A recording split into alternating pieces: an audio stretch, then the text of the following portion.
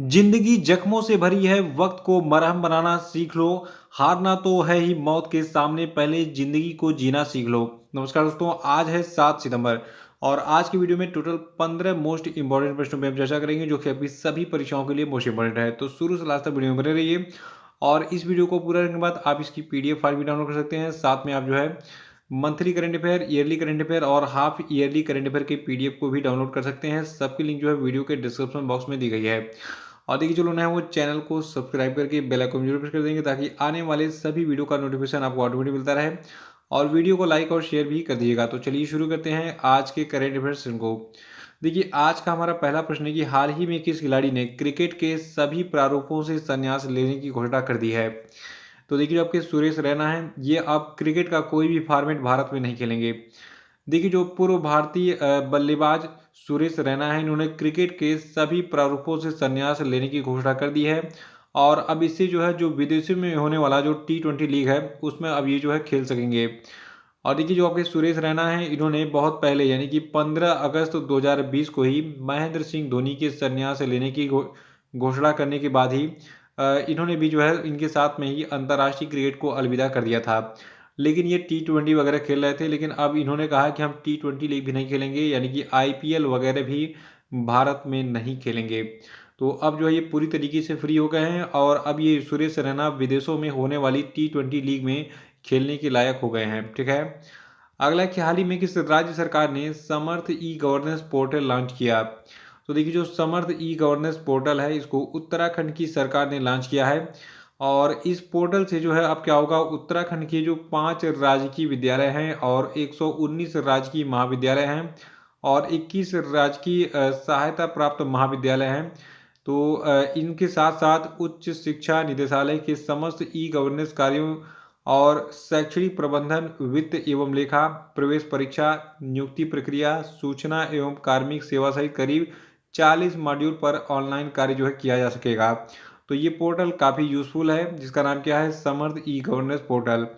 और देखिए, अभी हाल ही में इस पोर्टल को उत्तराखंड के जो शिक्षा मंत्री हैं जिनका नाम है डॉक्टर धन सिंह रावत, इन्होंने इसकी शुरुआत की, इसको लॉन्च किया। और इससे राज्य की उच्च शिक्षा में क्रांतिकारी बदलाव आने की संभावना है। तो याद रखिएगा, समर्थ नाम का ई गवर्नेंस पोर्टल लॉन्च किया है उत्तराखंड की सरकार ने और उत्तराखंड के शिक्षा मंत्री कौन है, डॉक्टर धन सिंह रावत। और देखिए, उत्तराखंड के मुख्यमंत्री हैं पुष्कर सिंह धामी और उत्तराखंड के राज्यपाल हैं गुरमीत सिंह और उत्तराखंड की जनसंख्या है 1.1 करोड़। और उत्तराखंड की 2 राजधानियां हैं, एक जो है शीतकालीन राजधानी है, इसका नाम है देहरादून। और उत्तराखंड की जो ग्रीष्मकालीन राजधानी, इसका नाम है गैरसैंण। अगला प्रश्न है कि हाल ही में किस देश के क्रिकेटर मुशफिकुर रहीम ने T20 अंतर्राष्ट्रीय क्रिकेट से संन्यास ले लिया। तो देखिए, जो आपके मुशफिकुर रहीम है, ये बांग्लादेश के क्रिकेटर हैं और ये अब T20 इंटरनेशनल क्रिकेट नहीं खेलेंगे। क्यों नहीं खेलेंगे, इसका एक बहुत बड़ा कारण है। देखिए, अभी हाल ही में जो एशिया कप 2022 चल रहा है, ठीक है, इसमें बांग्लादेश की टीम का प्रदर्शन बहुत ही बकवास रहा और वो जल्द ही बाहर हो गई एशिया कप से। और इसके ठीक बाद जो बांग्लादेश के क्रिकेट टीम के विकेट कीपर बल्लेबाज हैं मुशफिकुर रहीम, इन्होंने कहा कि भैया अब हम T20 इंटरनेशनल मैच नहीं खेलेंगे, केवल वनडे पे ध्यान देंगे और टेस्ट मैच पे। ठीक है। तो मुशफिकुर रहीम जो है ये बांग्लादेश के क्रिकेटर हैं। आज आपको बताना है बांग्लादेश की प्रधानमंत्री का क्या नाम है, बांग्लादेश की राजधानी क्या है और बांग्लादेश की मुद्रा क्या है। ठीक है, ये तीनों प्रश्नों का उत्तर दीजिए, देखते हैं कितने लोग बता पाते हैं। क्योंकि देखिए, बहुत बार मैं इसको रिपीट करते रहता हूं और आज आपको बताना है।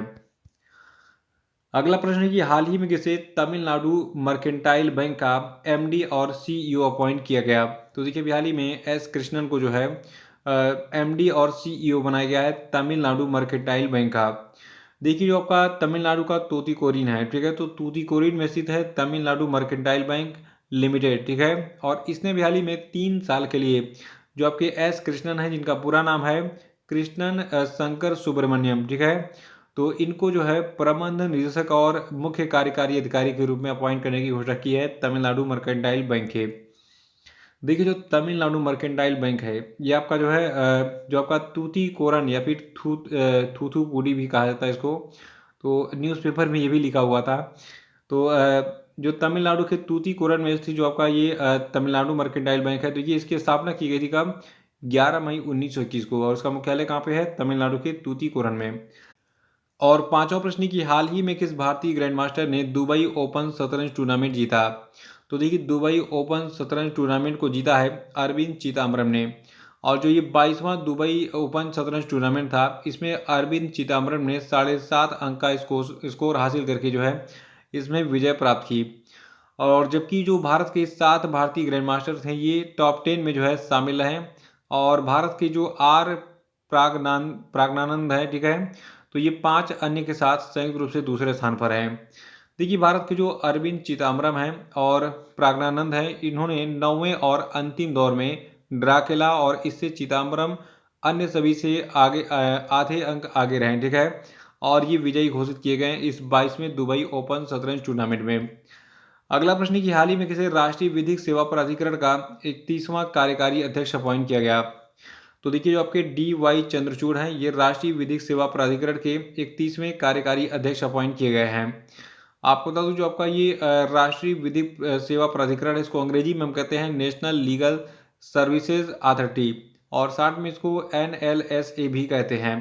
तो जो नेशनल लीगल सर्विसेज अथॉरिटी है, इसके कार्यकारी अध्यक्ष के रूप में जो आपके जस्टिस DY चंद्रचूड़ हैं, इनका कार्यकाल 9 नवंबर 2022 को समाप्त हो जाएगा, क्योंकि इसके बाद इनको चीफ जस्टिस का भी पद ग्रहण करना है। देखिए जो आपका नेशनल लीगल सर्विसेज अथॉरिटी यानी कि राष्ट्रीय विधिक सेवा प्राधिकरण है, इसकी स्थापना 9 नवंबर 1995 को की गई थी। इसका मुख्यालय नई दिल्ली में है और इसका आदर्श वाक्य है सभी के लिए न्याय तक पहुंच। अगला प्रश्न की अंतर्राष्ट्रीय चैरिटी दिवस यानी कि the international day of charity जो है ये किस तिथि को मनाता है? तो देखिए अंतर्राष्ट्रीय चैरिटी दिवस को हम 5 सितंबर को मनाते हैं। और देखिए संयुक्त राष्ट्र ने 5 सितंबर को कलकत्ता में हुए मदर टेरेसा के निधन की वर्षगांठ को चिन्हित करने के लिए अंतर्राष्ट्रीय चैरिटी दिवस के रूप में जो है घोषित किया था। देखिए मदर टेरेसा जो है इनको 1979 में गरीबी और संकट से उबरने के संघर्ष में किए गए काम के लिए इनको जो है शांति का नोबेल पुरस्कार भी दिया गया था। तो इस महान हस्ती की याद में जो है इनके निधन की वर्षगांठ को चिन्हित करने के लिए 5 सितंबर को हम क्या मनाते हैं? अंतर्राष्ट्रीय चैरिटी दिवस। अगला कि किस देश को पछाड़कर भारत दुनिया की 5वीं सबसे बड़ी अर्थव्यवस्था बन गया? तो देखिए भारत जो है ये ब्रिटेन को पछाड़कर दुनिया की 5वीं सबसे बड़ी अर्थव्यवस्था बन गया है, इसको याद रखिएगा। वर्तमान में केवल अमेरिका, चीन, जापान और जर्मनी ही भारत से आगे हैं। अब भारत इन सभी को भी पीछे छोड़ेगा और दुनिया की कौन सी अर्थव्यवस्था बनेगा, ये आपको मैं अगले प्रश्न में बताऊंगा, ठीक है। अब याद रखिए कि दुनिया की जो 5वीं सबसे बड़ी अर्थव्यवस्था है वर्तमान में ये भारत है, और भारत ब्रिटेन को पछाड़कर दुनिया की 5वीं सबसे बड़ी अर्थव्यवस्था बना है। और भारत की जो मतलब भारत से आगे जो देश हैं ये कौन कौन से हैं? देखिए वर्तमान में दुनिया की सबसे बड़ी अर्थव्यवस्था अमेरिका है, फिर चीन है दूसरे नंबर पर, फिर तीसरे नंबर पर जापान है, चौथे पर जर्मनी है। इसको रट डालिए। और देखिए एक दशक पहले तक भारत की जो अर्थव्यवस्था है ये बहुत ही खस्ता हालत में थी। और भारत जो है ये दुनिया की सबसे बड़ी अर्थव्यवस्थाओं के मामले में 11वें पायदान पर था, जबकि ब्रिटेन उस समय भी 5वें स्थान पर था। लेकिन अप्रैल जून की तिमाही में भारतीय अर्थव्यवस्था में रिकॉर्ड विस्तार होने से ये ब्रिटेन से आगे निकल गया और ब्रिटेन जो है ये 6वें स्थान पर चला गया, भारत 5वें स्थान पर आ गया। नवा प्रश्न की कौन सा देश 2029 तक विश्व की तीसरी सबसे बड़ी अर्थव्यवस्था बन जाएगा? तो देखिए अभी भारत जो है दुनिया की 5वीं सबसे बड़ी अर्थव्यवस्था बना है, लेकिन ऐसा अनुमान लगाया जा रहा है कि भारत जो है 2029 तक विश्व की तीसरी सबसे बड़ी अर्थव्यवस्था बन जाएगा, यानी कि जापान को पीछे छोड़ देगा तीसरे स्थान पर। देखिए भारत की अर्थव्यवस्था यूनाइटेड किंगडम को पछाड़कर अब दुनिया की 5वीं सबसे बड़ी अर्थव्यवस्था बन गई है। और इन्हीं बदलावों के साथ जो मौजूदा विकास दर के हिसाब से भारत 2027 में जर्मनी और 2029 तक जापान से बड़ी अर्थव्यवस्था बन जाएगा। और देखिए आपको बता दें कि सभी बातें ये जो कही गई हैं, यहाँ पे जो डाटा मैं दे रहा हूँ, ये सभी स्टेट बैंक ऑफ इंडिया के द्वारा जारी की गई एक रिसर्च रिपोर्ट में बताया गया है। तो यहाँ पे देखिए ध्यान दीजिएगा, यहाँ पे बताया गया है SBI की रिपोर्ट में कि भारत जो है ये 2027 में जर्मनी को पीछे छोड़ेगा और 2029 तक जापान से बड़ी अर्थव्यवस्था बन जाएगा, यानी कि दुनिया की तीसरी सबसे बड़ी अर्थव्यवस्था 2029 तक भारत बन जाएगा। अगला प्रश्न कि हाल ही में इसरो ने किस स्थान से इन्फ्लेटेबल एरोडायनेमिक डिसेलरेटर का सफलतापूर्वक परीक्षण किया है? तो देखिए इस इन्फ्लेटेबल एरोडायनेमिक डिसेलरेटर का सफलतापूर्वक परीक्षण जो है ये Thumba equatorial rocket launching station से किया गया है। ये प्लेस आपका केरल में है। और देखिए जो आपका ये इनफ्लेटेबल एरोडायनेमिक डिसलेटर है, तकनीकी है, ये स्पेंट स्टेज रिकवरी में आने वाली लागत को प्रभावी रूप से कम कर सकता है और अन्य ग्रहों पर सुरक्षित रूप से पेलोड लैंडिंग में ये सहायता कर सकता है। और जो आपका ये इनफ्लेटेबल एरोडायनेमिक डिसलेटर है, इस आईएडी को जो है विक्रम साराभाई स्पेस सेंटर के द्वारा डिज़ाइन और डेवलप किया गया है। और देखिए अभी हाल ही में Thumba equatorial rocket launching station से जो है रोहिणी साउंडिंग रॉकेट के साथ इसका सफलतापूर्वक परीक्षण किया गया, यानी कि इनफ्लेटेबल एरोडायनेमिक डिसलेटर का जो है सफलतापूर्वक परीक्षण किया गया।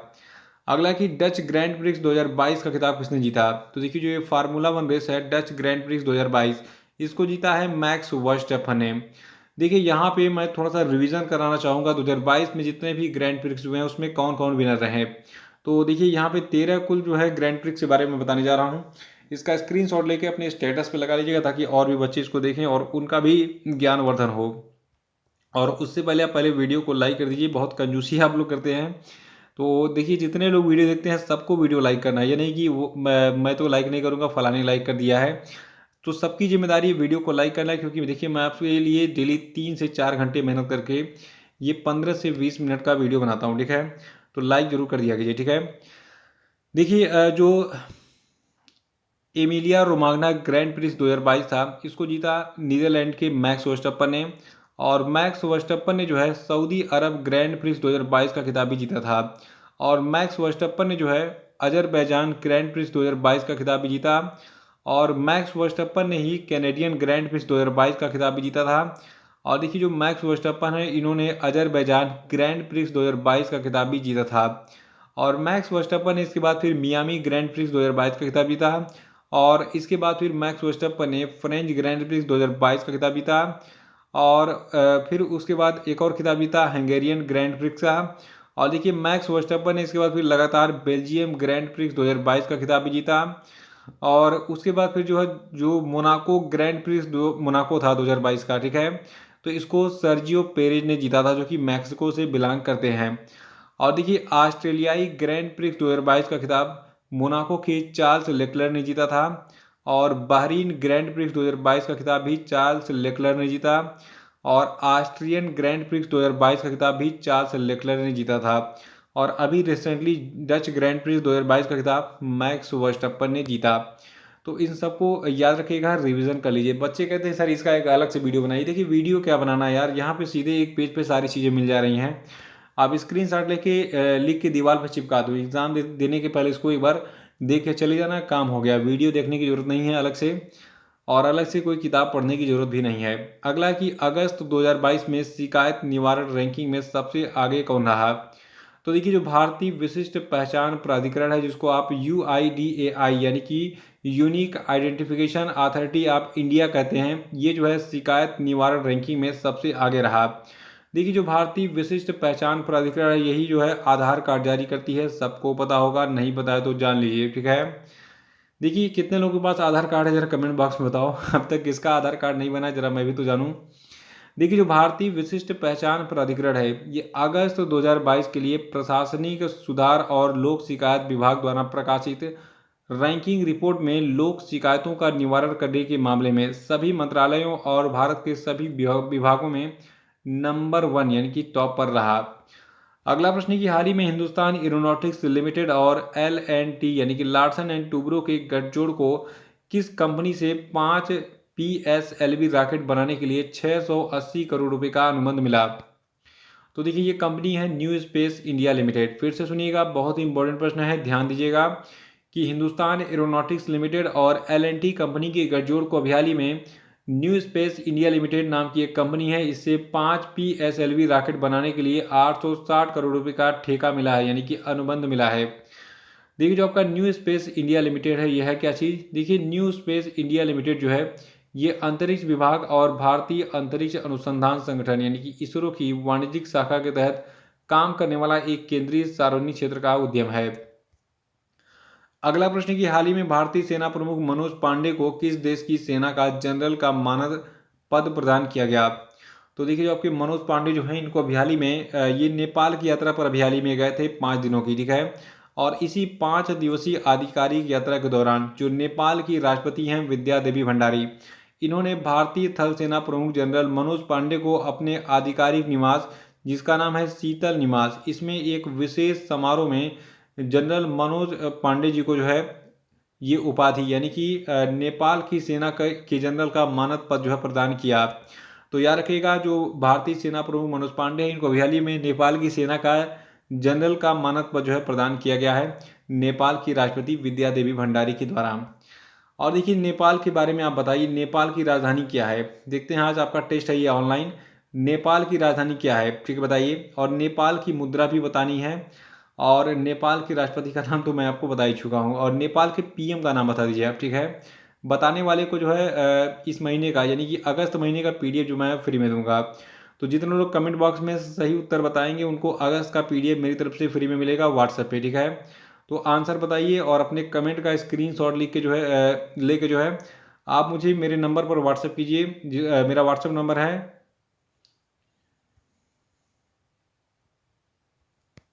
ठीक है। तो इस नंबर पे आप व्हाट्सएप कीजिए अपना स्क्रीनशॉट लेकर, सही उत्तर जिसका होगा मैं उसको फ्री में अगस्त महीने का पीडीएफ दूंगा। तो जल्दी से कमेंट कीजिए। अगला प्रश्न है कि हाल ही में केंद्र सरकार ने राजपथ का नाम बदलकर कौन सा नया नाम रखने की घोषणा की है। तो देखिए, अब जो राजपथ है ये कर्तव्य पथ पथ के नाम से जाना जाएगा, ठीक है। देखिए, जो राजपथ है ये इंडिया गेट से लेकर राष्ट्रपति भवन तक जो है का एरिया है, यहाँ पे दिख रहा है, ये इंडिया गेट है, यहाँ से स्टार्ट होता है राजपथ, इसी को राजपथ कहते हैं, ठीक है। तो राजपथ के नाम से मशहूर जो इंडिया गेट से लेकर राष्ट्रपति भवन तक की सड़क है, ये अब कर्तव्य पथ के नाम से जाना जाएगा, ठीक है। तो ये थे आपके आज के सभी महत्वपूर्ण प्रश्न, और अब हम बात करेंगे आज के सभी क्वेश्चन डे पे। देखिए, आज के क्वेश्चन डे का पहला प्रश्न है कि shipping corporation of India limited के नए अध्यक्ष और प्रबंध निदेशक कौन बने, बताइए उत्तर। और दूसरा प्रश्न है कि भारत में किस तिथि को शिक्षक दिवस मनाया जाता है, बताइए। और तीसरा प्रश्न है कि हाल ही में किस कंपनी के पूर्व चेयरमैन साइरस मिस्त्री का निधन हो गया, बताइए। और चौथा प्रश्न है कि हाल ही में किसे Netflix documentary our great national parks में आवाज देने के लिए सर्वश्रेष्ठ नरेटर का एमी पुरस्कार दिया गया, बताइए। और आपके लिए पांचवा प्रश्न है कि भारत का पहला नाइट स्काई सेंचुरी कहाँ बनाया गया, बताइए। और अब हम बात करेंगे कल के पूछे गए सभी क्वेश्चन के सही उत्तरों की। देखिए, कल का पहला प्रश्न है कि किस देश में एक सड़क का नाम AR रहमान, जो कि एक भारतीय म्यूजिक कंपोजर हैं, इनके नाम पर रखा गया है। तो देखिए, देश कनाडा है। और दूसरा था कि हाल ही में किसे national hydro electric power corporation के CMD के रूप में अपॉइंट किया गया है। तो देखिए, जो आपके यमुना कुमार चौबे हैं, इनको national hydro electric power corporation का CMD यानी कि चीफ मैनेजिंग डायरेक्टर अपॉइंट किया गया है। और तीसरा था कि कौन सी कंपनी टॉप 10 कंपनियों की लिस्ट से बाहर हो गई है। तो देखिए, जो भारतीय जीवन बीमा निगम है, ये टॉप 10 कंपनियों की लिस्ट से जो है इसको हटा दिया गया है। और अगला है कि हाल ही में किस देश ने अपने बंदरगाहों पर अमेरिका की जहाज़ों के प्रवेश को रोक लगा दिया है। तो देखिए, सोलोमन द्वीप नाम का एक छोटा सा देश है, इसने कहा है कि अब हम अमेरिका के जहाज़ों को अपने आसपास नहीं भटकने देंगे। और पांचवा प्रश्न था कि हाल ही में भारतीय एथलेटिक्स महासंघ ने भारतीय महिला एथलीटों, विशेष रूप से युवा एथलीटों का समर्थन करने के लिए किसके साथ समझौता किया है। तो देखिए, ये समझौता किया गया है HSBC इंडिया के द्वारा। तो याद रखिएगा। और इसी के साथ आज का वीडियो समाप्त होता है। जय हिंद, जय भारत।